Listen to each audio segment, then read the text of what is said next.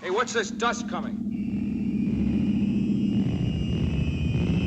When Robby the Robot stepped out of that Jeep and walked up to those guys, I said, this is it. For your convenience, I am monitored to respond to the name Robby. We really believed that this was a robot that was like a character, like a real person. Can I be of service, sir? And what is it you require this time, Miss Alpha? Nobody had ever seen anything like Robby, period. And he just clicked with a generation. You can't think of Forbidden Planet without thinking of Robby the Robot.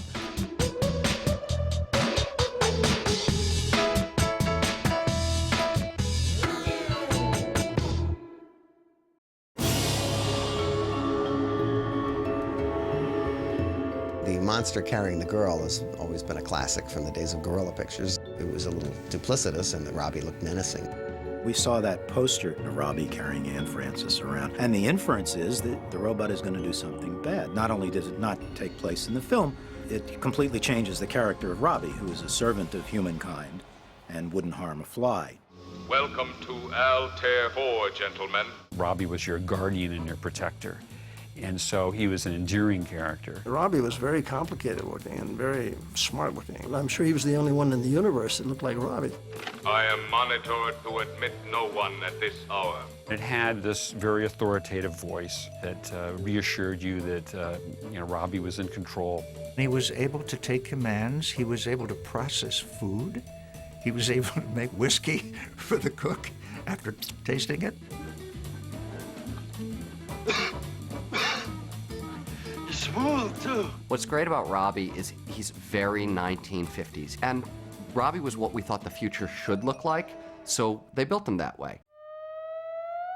Robby the Robot was designed really not by any one artist. Irving Block did drawings, and so did Buddy Gillespie, and the various departments were all contributing. And then Bob Kinoshita sort of took all of those ideas and melded it into one basic idea. I was a design draftsman at the time in MGM. We had 5 guys designing, and we just knocked out, must have been out about a couple of thousand drawings by the time 5 weeks goes by. So I said, the hell with this, I'm going to make me a model. So I started making a model. It was about that big. After I almost got through, the art director, Arthur Lonergan, came by. He said, hey, give me that thing. So he grabs it, he runs, and he really ran right through the drafting room, went into the producer's office. 10 minutes later, he comes running back, and he said, just draw it up. And that's how Robby the Robot was born. Ladies and gentlemen, the robot of the Forbidden Planet. Now, these are his eyes. These, his ears, tuned in all directions to receive the slightest sound. And this is his brain. Robby was a great design. I mean, he was anthropomorphic. He had a head, shoulders, feet, arms, and you knew where to look to see him express himself. Robby's head looks like one big vacuum tube. And the rest of his body actually looks like a washing machine tub, because that's what Mr. Kinoshita used to design. He was into designing washing machines out of clear plastic so they can see the agitators go, and these bizarre mechanisms. And a lot of his design experience came over into the design of Robby. The thing was how to use plastics in a new way, and that's what we tried to do. See? Nobody actually had shaped plastics in those kind of ways, and new technology was created for Robby. So Robby the Robot actually did push science forward. Nice climate you have here. High oxygen content. I rarely use it myself, sir. It promotes rust. Robby was actually built in the leather shop at MGM because the leather workers, the guys who formed holsters and stuff, had more idea of how to form things than the construction department. Finally, they settled on a material called royalite, which was actually what they used to make suitcases out of in the 1950s. If you saw the inside of Robby, it looks like the suitcase. It's got like sort of the alligator texture or something on the inside. They wanted a man inside, which makes it awful hard to design robots. You know? But I tried to eliminate the appearance of a man being in there. I tried to make you guess, where is this guy, inside that suit? Well, MGM at the time sold Robby as that he was absolutely a real robot. And I grew up till I was a teenager thinking that somehow they had managed to pull this off. Later we found out that Robby had a guy inside. You know, it was akin to finding out there was no Santa Claus. And not that I'm saying that there is no Santa Claus. You have to be a certain build to get inside Robby. Short in stature, long legs, short upper torso, because you don't want your head getting into all the whirly gadgets. You can't see. The man is looking from behind the neon tubes. He had a black in his face, and he always looked kind of funny. He looked like a big mask on him. He went to lunch that way. It was hard work. That was a heavy thing. You wouldn't walk too far. One day, the young man who was going to be working that afternoon, he got inside the suit and he started going down this little plank, and everyone realized at once he didn't have a good grip on it.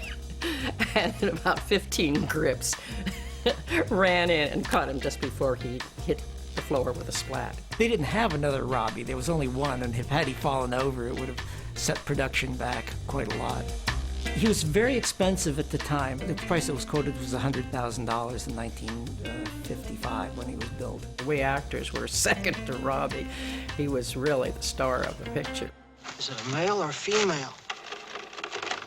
In my case, sir, the question is totally without meaning. The voice was portrayed by actor and announcer Marvin Miller, who was a radio man for years and then was in the Millionaire series. But he had this voice. Morbius. What? Something is approaching from the southwest.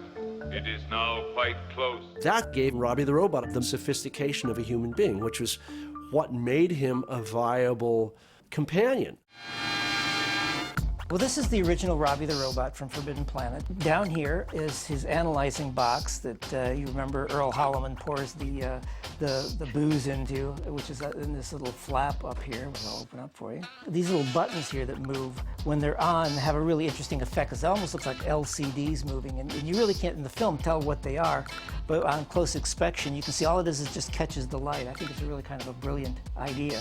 The head turns on a set of bearings which were custom made. A lot of the stuff in Robby was actually aircraft stuff. Lockheed Aircraft used to be very angry with MGM because they'd go in and MGM would buy up all their best machinists that come in and raid their machinists and get the best guys there. And Robby's an example of all that. I mean, he's just very well made and everything moves very, very smoothly, but it was all built actually custom, so there isn't anything on here that's store-bought. Up here are the neon tubes, which operated when he talked. The way this was originally accomplished was they had a large box, which was an amplifier that drove these, and they actually ran a cable up the heel, which ran about 7,000 volts, which made the neons work. Normally, the mouth was operated by a voice-actuated circuit off camera. When the actor would speak, the mouth would light up like so. I'm doing it actually, I'm cheating. I have a little button. I'm talking rather loud, as you can tell, because I have to talk over Robby's mechanism. And this is pretty much the sound he made when they were shooting Forbidden Planet. Every time Robby is in the scene, there's just a tremendous racket going on, and any scene that Robby was in, they had to ADR it, which means to replace the dialogue because it was so noisy. Because Robby was so expensive and sort of high technology at the time, they only ever built one. And there, as you probably are aware of, there's people building replicas. I remember back in high school, I was building my first Robby. I was 16 years old, and everybody else was working on cars or going on dates. And I would walk down the hallway, and a guy would say, "Hey, there's Fred Barton, the Robot Man." And that name has stuck, 30 years now, and I'm still the Robot Man.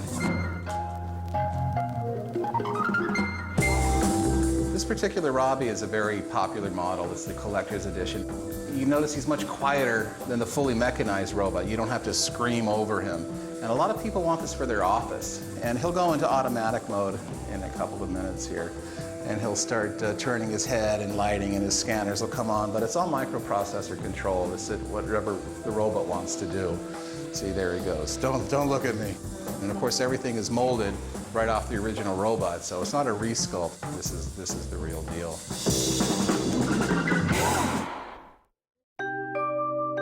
Robby the Robot became a favorite of every young kid. It was one of my favorites. When the film was over, the talk at school for the next months was, can't we have Robby the Robot around? Because he was strong, and if you had a bully push you around, Robby could save you. I think every kid in America would love to have been Cookie. You know, who wouldn't want to have their own robot?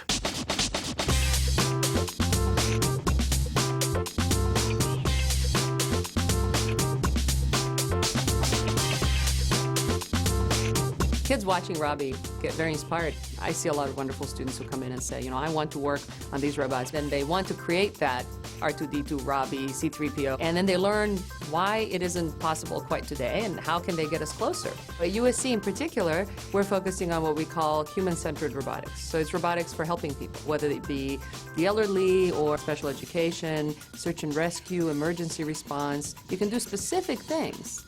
But if you want a general robot that's going to, say, run around your house, keep the place clean, monitor for intruders, that's really hard.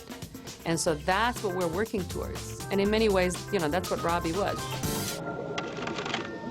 If you gentlemen will go in, you're expected. Robby was the first very sophisticated automaton. I mean, the way he talked and walked and acted. Robby was a real person. I will run the dress up for you in time for breakfast. And he went on for the next 50 years, like any other character actor, doing guest shots in TV and film. It's probably the first case of a completely non-human actor gaining that kind of popularity to the point to where it could spawn a sequel on its own. He was so popular, he went on to do another movie, The Invisible Boy. Come on, Robby. Yes, Master. In fact, they reissued Forbidden Planet some years later, MGM did, for kiddie matinees. And they cut out all of the love stuff and just concentrated on the spectacle and Robby the Robot. Nora, did you see that? Robby was in the Thin Man episode with Phyllis Kirk and Peter Lawford, and then, you know, it showed up on Lost in Space on 2 or 3 episodes. In fact, is often confused with the Lost in Space robot because Bob Kinoshita later designed the robot for Lost in Space.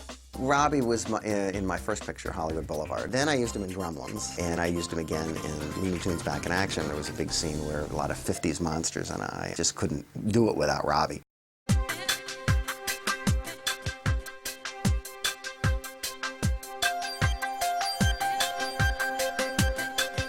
When I went over to Pittsburgh to get Robby into the Robot Hall of Fame, I was surprised how famous he was. Robby was designed in '56, and here it's, 50 years ago.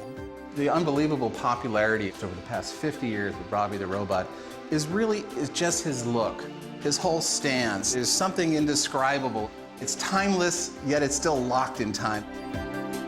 There's nothing like it today. It's just really cool. You think so? That is correct, sir.